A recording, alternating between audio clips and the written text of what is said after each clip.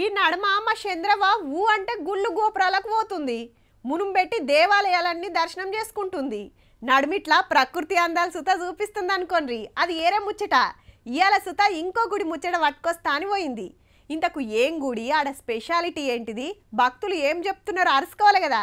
చంద్రవా ఇక అందుకో.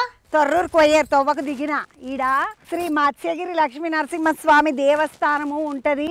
బయలుదేరి వచ్చిన ఈ గ్రామం ఏమో వెంకటాపురము మండలము వాలిగొండ యాదాద్రి భువనగిరి జిల్లా.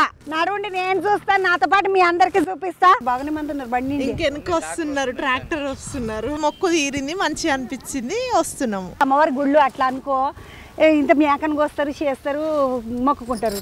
ఈ కింద కోసుకోవచ్చు. ప్రతి షాపకు 3 నామాలు కనిపిస్తాయంట. అందరు చెప్తుంటే నాకు ఆత్రం అవుతున్నది. నడుండి పోదాం దబదబా. మొత్తము రోడ్డంతా బండి మీద వచ్చినాము. కానీ ఇక్కడ పెద్ద హనుమంతుడు ఉన్నాడు, అట్ట ఆకాశంలో కనబడుతున్నాడు. ఈడికేంచి చూస్తే ఒక్కసారి చూడండి, అబ్బా మా తెలంగాణ ఎంత అందంగా ఉన్నది అనిపిస్తుంది కదా. నడుండికి పోదాం పైకి. ఇటు బందుకు మెట్ల దారి ఉందని చెప్పిన కదా, మెట్ల దారికి పోయి చూస్తాం అంటని వచ్చినా. మంచిగా ఉంది, చల్లగా అనిపిస్తుంది. మెట్లు కూడా పెద్ద కష్టమైన మెట్లేం కాదు.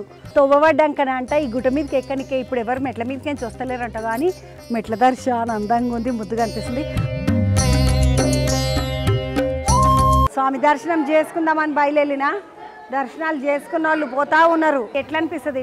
చాలా మంచిగా అనుకునే నెరవేరుతాయి మేడం. ఇక్కడికి వస్తే మా ఆయనకు కడుపులో నొప్పి, మేరాలు నొప్పి లేస్తే మొక్కిన తండ్రికి తక్కువ అయింది. వచ్చి కొబ్బరికాయ కొట్టిపోతా అని ముక్కు తీరిపోతానికి వచ్చినాం. ఎప్పటి నుంచి అనుకుంటాను, ఇప్పుడే ఫస్ట్ ఎప్పటి నుంచి రాడు, ఇప్పుడే చూడాలని వచ్చిన కొమ్మ నుండి. మా పాప కళ్యాణం అయిందని మొక్కుకున్నా, దర్శనం చేసుకుని పోదామని వచ్చినాం. స్వామి గర్భగుడికి పోయి స్వామిని దర్శనం చేసుకుందామని వస్తుంటే స్వామి ఈడనే కూర్చున్నాడు. స్వామి ఎట్లున్నది, ఏం కథ, దర్శనాలు ఎట్లయితే?